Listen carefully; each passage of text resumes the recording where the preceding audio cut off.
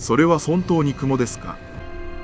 대마도 해안을 지키던 왜구의 눈에 비친 것은 수평선을 완전히 지워버린 거대한 검은 장막이었습니다. 그것은 구름이 아니라 조선의 국왕 세종이 보낸 227척의 거대 함대였습니다. 책만 읽던 성군 세종이 칼을 뽑자 평화롭던 섬은 단 1시간 만에 지옥으로 변했습니다. 배 한 척도 살려두지 마라! 이정무 장군의 호령과 함께 쏟아진 화포는 대마도의 산천을 핏빛으로 물들였습니다. 일본 전역을 공포로 몰아넣고 동북아의 역사를 새로 쓴 조선의 전설적인 응징. 지금부터 그 전율 돋는 현장으로 당신을 초대합니다. 구독과 좋아요는 조선 수군의 화포보다 강력한 힘이 됩니다. 그럼 지금부터 그날로 되돌아가 보겠습니다. 조선은 더 이상 자비를 평화라 부르지 않기로 했다. 수평선을 완전히 지워버린 227척의 거대 함대는 일본의 목구멍을 찢어버리기 위해 죽음의 항해를 시작했다. 거제도 견내량의 바다는 이미 물빛이 보이지 않을 정도로 수많은 돛에 가려져 있었다. 조선 수군의 주력 함선들이 일제히 닻을 올리자 바다가 통째로 울렁이며 거대한 해일처럼 진동했다. 짠 바닷바람 사이로 병기 기름 냄새가 진동했고 병사들의 철갑옷은 아침 햇살을 받아 서슬퍼런 광채를 뿜어냈다. 갑판 위에 배치된 화포들은 적의 심장을 조준하듯 검은 포구를 치켜들고 있었다. 이것은 단순한 군사훈련이 아니었다. 조선이라는 거인이 그동안 참아왔던 분노를 한꺼번에 폭발시키기 위해 기지개를 켜는 전율의 순간이었다. 이보게, 저 함선의 끝이 보이나? 우리 조선에 이토록 많은 배가 있었다니 눈으로 보고도 믿기지가 않는군. 자네 아직도 모르나? 이건 시작일 뿐이라네. 상왕 마마께서 직접 검을 하사하시며 대마도를 밟아버려라 명하셨다지. 오늘이 저놈들 제삿날이야. 왜구놈들, 감히 누굴 건드린 건지 뼈저리게 느끼게 해줘야지. 오늘 저 칼에 자비란 없을 것이야. 병사들의 대화 속에는 긴장감보다 압도적인 자신감이 넘쳐났다. 함대사령관 이종무는 떨리는 손으로 왕의 전원이 적힌 교지를 쥐고 검을 고쳐잡았다. 그의 뇌리엔 출정 전 상황 태종이 내린 서슬퍼런 목소리가 천둥처럼 울리고 있었다. 오늘 우리는 단순히 바다를 건너는 것이 아니오. 수십 년간 갈기갈기 지켜나간 우리 백성들의 피눈물을 저 바다 건너 적들의 소굴에 되돌려 주러 가는 것이외다. 단 한 명의 왜구도 살려두지 마시오. 조선의 땅을 밟았던 자들이 자신들의 집 안에서 불타 죽게 하시오. 이것은 국왕의 명령이자 이 땅의 모든 억울한 혼령들의 준엄한 심판이오. 이종무의 눈에서 번뜩이는 살기가 뿜어져 나왔다. 그는 기암의 선두에서 거친 바다 건너를 응시하며 보검을 높이 뽑아들었다. 전군, 발선하라. 우리의 목표는 오직 대마도의 완전한 괴멸이다. 그의 명령이 떨어지자 함대는 거대한 용의 형상을 하며 물살을 가르기 시작했다.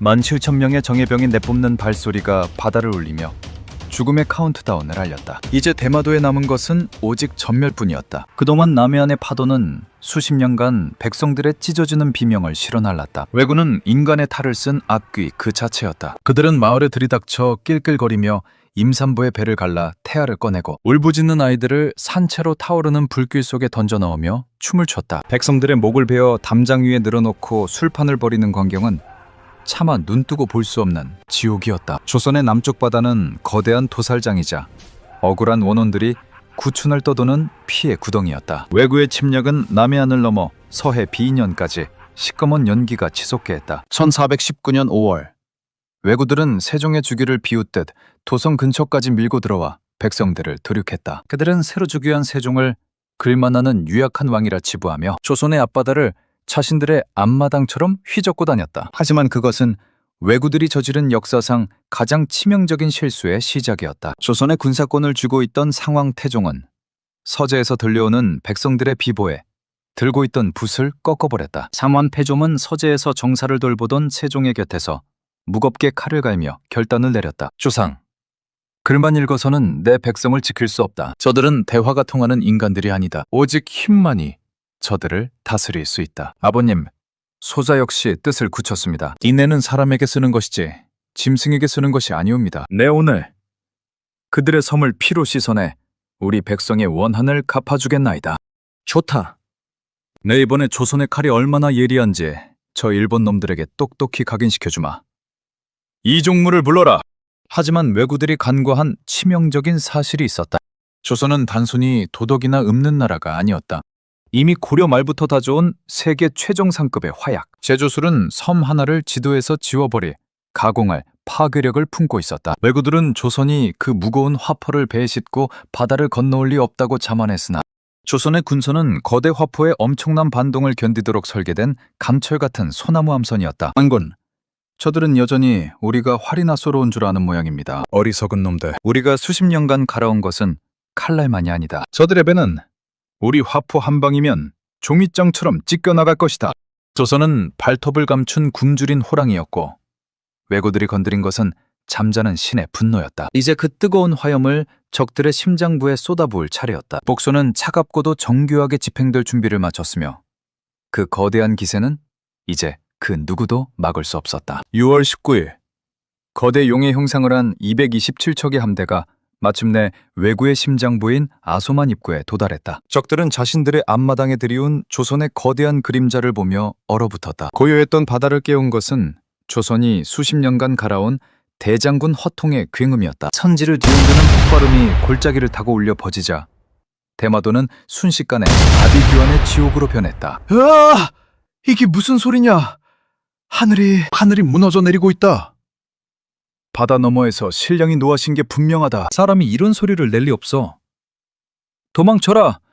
조선의 사신들이 불을 뿜는 괴물을 끌고 왔다. 겁에 질린 왜구들은 무기를 내던지고 숲으로 도망치기 바빴다. 그들에게 화포 소리는 단순한 무기의 소음이 아니라 자신들의 죄를 묻는 신의 심판처럼 들렸다. 훗날 대마도 사람들 사이에서 하늘이 무너지는 소리라. 불리게 될 이 공포의 금음은 왜구들의 투지를 단숨에 꺾어버렸다. 이종무 장군은 기암 위에서 차가운 눈빛으로 불타오르는 해안가를 내려다보았다. 장군님, 저기 배들을 납포할까요? 아니면 그대로 침몰시킬까요? 한 척도 남기지 마라. 저들이 다시는 우리 바다를 넘보지 못하도록 그 근거지를 완전히 도려내야 한다. 화공을 시작하라. 예, 전군, 화살에 불을 붙여라. 화통을 재장전하고 촉의 소굴을 잿더미로 만들어라. 이종무의 명령이 떨어지기 무섭게 수천 발의 불화살이 하늘을 가로질렀다. 단 하루 만에 왜구의 선박 129척이 납포되거나 격침되었고 해안가를 따라 늘어섰던 1939채의 집들이 거대한 횃불이 되어 타올랐다. 자욱한 화약 연기와 타오르는 불길은 밤하늘을 대나처럼 붉게 물들였다. 화포의 열기는 바다 건너 일본 본토 규슈까지 느껴질 정도로 강렬했다. 이것은 전쟁이라기보다 조선이 벌레 같은 약탈자들을 쓸어버리는 거대한 청소였다. 조선의 무력이 닿는 곳마다 왜구의 역사는 비명 속에 타들어갔다. 하지만 승승장구하던 조선군 앞에 예상치 못한 시련이 찾아왔다. 대마도 깊숙한 골짜기 누카다케는 비열한 왜구들이 마지막 숨을 몰아쉬며 준비한 거대한 덫이었다. 좁은 길목 양옆에 깎아지른 절벽 위에서 수만 발의 화살이 비처럼 쏟아졌고 거대한 바위들이 굴러떨어지며 조선군의 진격을 가로막았다. 선봉에 섰던 박실의 부대가 당황하며 대열이 흐트러진 틈을 타 숲속에 숨어있던 왜구들이 광기 어린 함성을 지르며 칼을 휘두르고 쏟아져 내려왔다. 장군님, 길이 막혔습니다. 적들이 절벽 위를 점거하고 화살과 바위를 퍼붓고 있습니다. 당황하지 마라. 방패를 세우고 원진을 형성하라. 적들은 우리가 겁먹기를 바랄 뿐이다. 피해가 너무 큽니다. 일단 숲 밖으로 후퇴하여 처녀를 가다듬어야 하지 않겠습니까? 후퇴는 없다. 지금 물러서면 저들은 다시 우리 부모 형제의 목을 노릴 것이다. 진기전과 대장군전을 즉시 전방으로 배치하라. 저 산등성이를 통째로 날려버릴 것이다. 이종무의 호령이 떨어지자 조선의 정예 화포병들이 전진 배치되었다.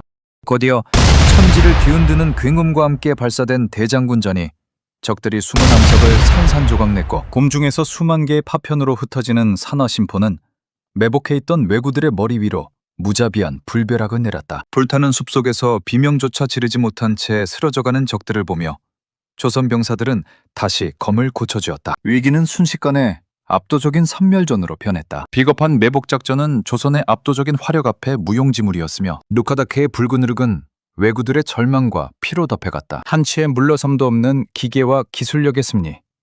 그것이 바로 잠자던 사자 조선이 보여준 진짜 힘이었다. 적들은 이제 깨달았다. 조선의 군대는 단순히 바다를 건너온 것이 아니라 그들의 죄를 태우기 위해 지옥에서 올라온 불길이라는 것을. 아소만의 붉은 파도가 잦아들 무렵 대마도의 통치자 소사다모리는 결국 낡은 백기를 들고 조선의 거대 함선 앞으로 기어 나왔다. 화려했던 도주의 관복은 갈기갈기 찢겨 누더기가 되었고 그의 얼굴은 공포와 패배의 흙먼지로 뒤덮여 형체를 알아볼 수 없었다. 보름간 이어진 조선의 무자비한 화력 세례는 대마도라는 섬의 자존심을 완전히 가루로 만들어버렸다. 약탈을 일삼으며 조선을 비웃던 해적의 수계는 이제 살기 위해 조선 장수의 발치에 머리를 조아리는 비참한 처지로 전락했다. 제발, 제발 이 지옥 같은 불길을 멈춰 주십시오.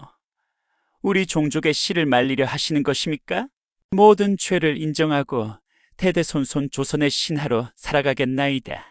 이제야 내 놈들이 누구를 건드렸는지 깨달았느냐? 우리 백성들이 흘린 피는 이 섬 전체를 태우고도 남는다. 목숨을 구걸하기 전에 내 놈들이 저지른 죄의 무게를 먼저 느껴라.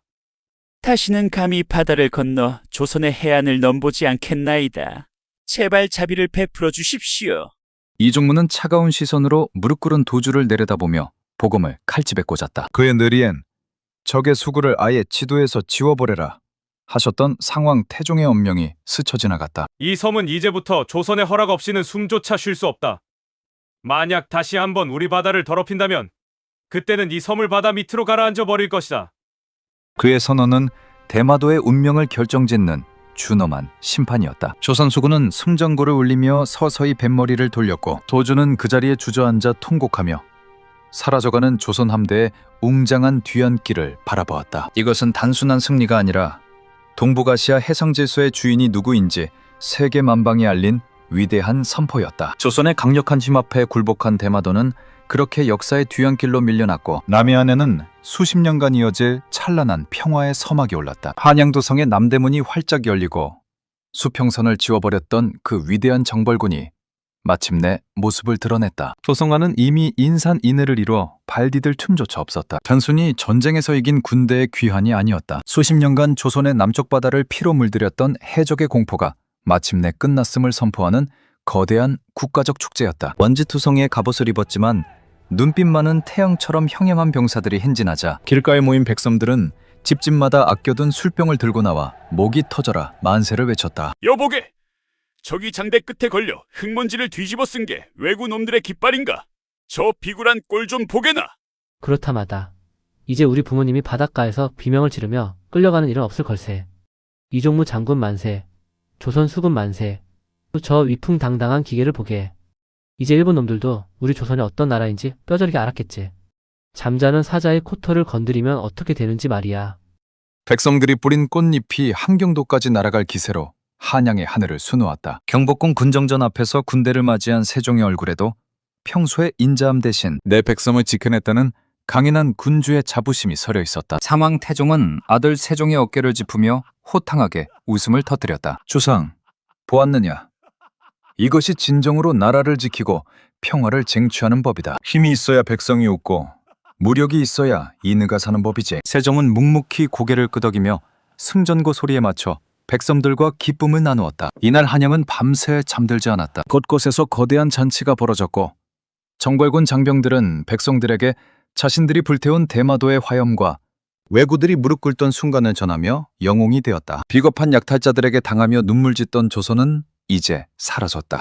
감히 누구도 넘볼 수 없는 당대국의 위용이 한양의 밤하늘을 수놓은 수만 개의 등불처럼 찬란하게 빛나고 있었다. 평화는 입으로 구걸하는 것이 아니라 이렇게 압도적인 칼날로 쟁취하는 것임을 온 민족이 심장으로 느낀 역사적 순간이었다. 성군 세종의 보상은 그 화력만큼이나 뜨겁고 파격적이었습니다. 목숨을 걸고 바다를 건너 적의 심장을 도려낸 용사들에게 조선은 국가가 할 수 있는 최고의 예우를 다했습니다. 단순히 고생했다는 말 한마디로 끝나는 것이 아니라 병사들의 가문 전체를 일으켜 세울 만큼 거대한 보상이 쏟아졌습니다. 이것은 군대의 사기를 넘어 조선이라는 나라가 내 백성을 어떻게 대우하는지를 보여주는 강력한 메시지였습니다. 어머니, 보십시오. 임금님께서 하사하신 쌀과 비단입니다. 게다가 저의 신분이 한 단계 격상되었다는 교지까지 내려왔습니다. 오, 장하다. 내 아들아. 나라를 위해 왜구의 목을 베더니 우리 집안의 기둥이 되었구나. 임금님께서 참으로 큰 은혜를 베푸셨어. 이것뿐만이 아닙니다.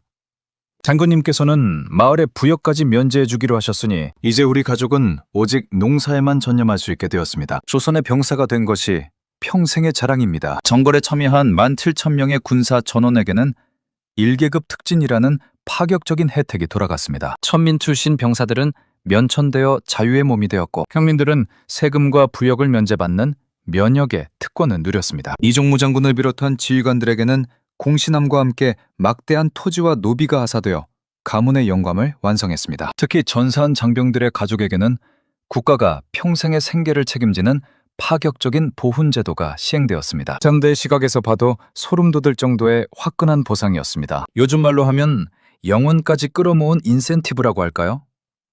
나라를 위해 희생하면 반드시 그 이상의 대가가 따른다는 확신을 심어준 것입니다. 세종은 알고 있었습니다. 강력한 국방력은 첨단 무기뿐만 아니라 국가가 나를 버리지 않는다는 병사들의 굳건한 믿음에서 나온다는 사실을 말입니다. 600년 전의 이 파격적인 훈장 제도는 오늘날을 살아가는 우리에게 진정한 보훈이 무엇인지 서늘한 울림을 던져줍니다. 평화는 국어라는 자에게는 결코 제 모습을 드러내지 않는다. 600년 전 대마도를 뒤덮었던 조선의 불길은 오늘날 우리에게 가장 내목하면서도 뜨거운 국가 생존의 법칙을 웅변하고 있다. 오늘날 우리가 면세점 쇼핑백을 들고 가볍게 거니는 대마도의 해안가 아래에는 사실 적의 심장을 도려내기 위해 바다를 건넜던 조선 수군의 서슬퍼런 기계가 잠들어 있다. 성군 세종이 쥐었던 부드러운 붓 뒤에는 언제든 적의 소굴을 잿더미로 만들 수 있는 이종무의 날카로운 칼날이 숨겨져 있었다는 사실을 우리는 단 한순간도 잊어서는 안 된다. 작가님, 오늘 대본 쓰면서 느낀 건데 세종대왕님 정말 무서운 분 아니에요?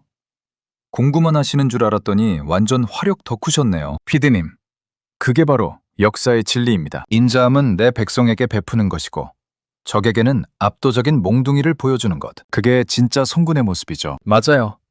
힘이 없으면 그 위대한 한글도 찬란한 문화도 결국은 남의 손에 찢겨나갔을 테니까요. 대마도 정벌은 단순한 복수가 아니라 조선의 방어벽을 세운 거였네요.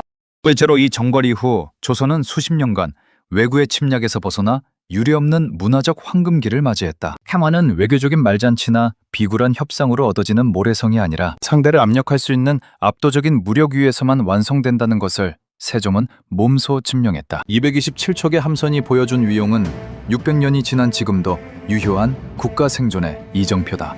우리가 누리는 이 평범한 일상이 사실은 조상들의 치열한 투쟁과 승리 위에 세워진 것임을 깨닫는 순간 대마도의 바람은 예전과 다르게 들리기 시작한다. 역사를 잊지 않는 민족에게 패배란 없으며 준비된 힘만이 내일의 평화를 보장한다. 강한 나라만이 진정한 평화를 누릴 자격이 있다는 그 서늘한 진실을 우리는 대마도의 붉은 노을 속에서 다시금 되새겨야 한다. 힘없는 평화는 환상일 뿐이며 준비된 무력이야말로 가장 완벽한 방패다.